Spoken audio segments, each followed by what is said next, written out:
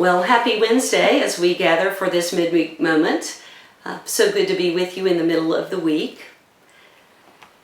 We pause always to kind of look back and see where we are as we make progress in the life of the church, both in its buildings and in its return to worship. And then we always think about a matter of faith. So for the update, the sanctuary has air conditioning.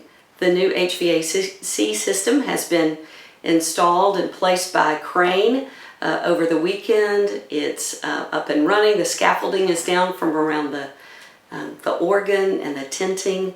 The sanctuary has been cleaned. We are making steps to return.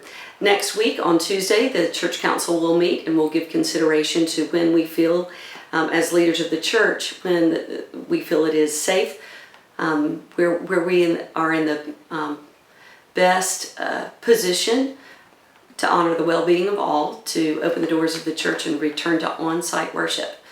But at least this Sunday we move from the chapel, where we've been for a number of weeks, back to our sanctuary for live stream. And then next Tuesday, the leaders of our church will make decisions about what date out into the future we will look forward to returning for those who are ready and feel that they can. The reality is that we will continue our live stream because there are many people among us who simply will not feel safe returning for a while, given the climate and the fact that there's not a vaccine available. And there are others for whom being in worship at a place, at a sacred space, is essential. So we're going to move towards doing both maintaining this way of being connected by technology and preparing to return to in-person worship. So that's the update there. As we prepare for this Sunday, not only will we be back in the sanctuary for the morning service, should you feel that you can and that it is appropriate for you health-wise to return Sunday afternoon, we'll be celebrating the sacrament of Holy Communion Sunday afternoon at 4.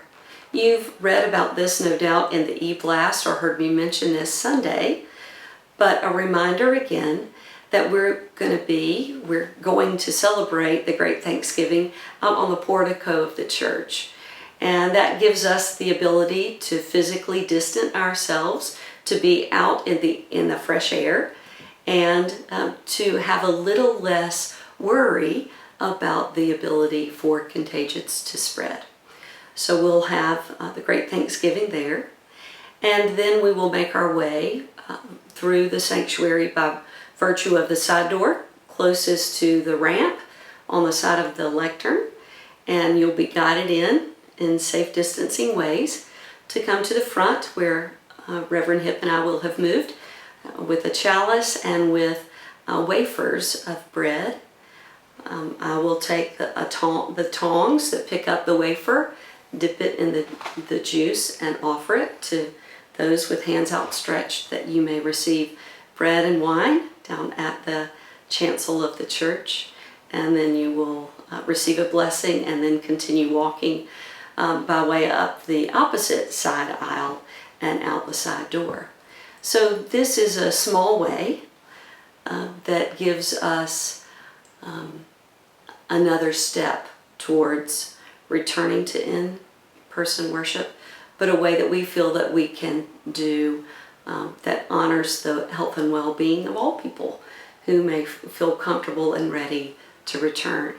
Be assured that in our Sunday morning service, there will be the invitation for a love feast. That is our modified Wesleyan way of sharing in the fellowship of Christ. So there'll be the way that we have been practicing now for 6 months, this way of love feast, and should you feel comfortable, this way of receiving bread and wine tangibly, physically, as you walk through the sanctuary of the church Sunday at 4. So know of those two ways. In addition to to this way of sacrament of Holy Communion, we, this past Sunday, celebrated a baptism. The Harp family, Laura and Jonathan, members of the church, brought their daughter Louisa to the waters of baptism in the chapel. Because these are extenuating circumstances, much like if someone who was in a hospital and was elderly and was facing the end of their life requested communion, we would do that, or requested baptism, we would do that, or who the beginning of their life in the NICU, it was important to parents, we would baptize.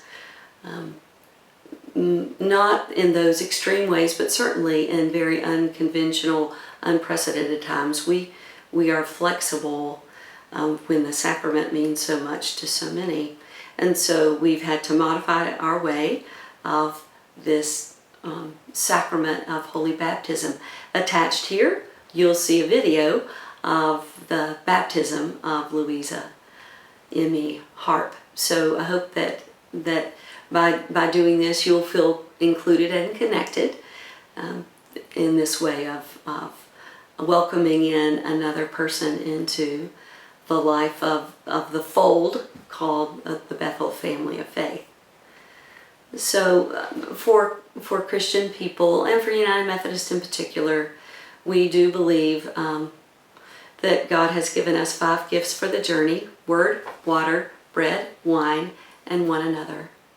And so the gifts of simple bread and wine this Sunday, 4 o'clock. The gifts of water this past Sunday that you'll find attached here.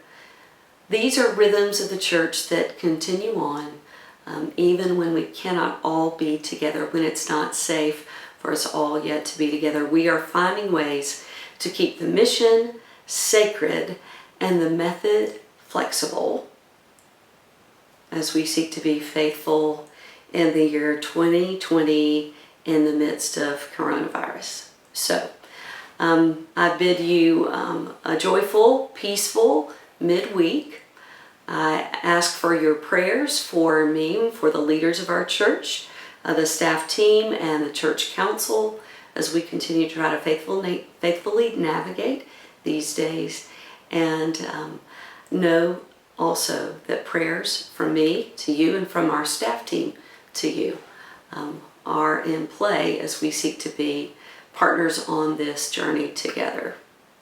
God bless you, and I look forward to seeing you Sunday morning as we share worship together, and Sunday afternoon, perhaps on the sidewalk and around the portico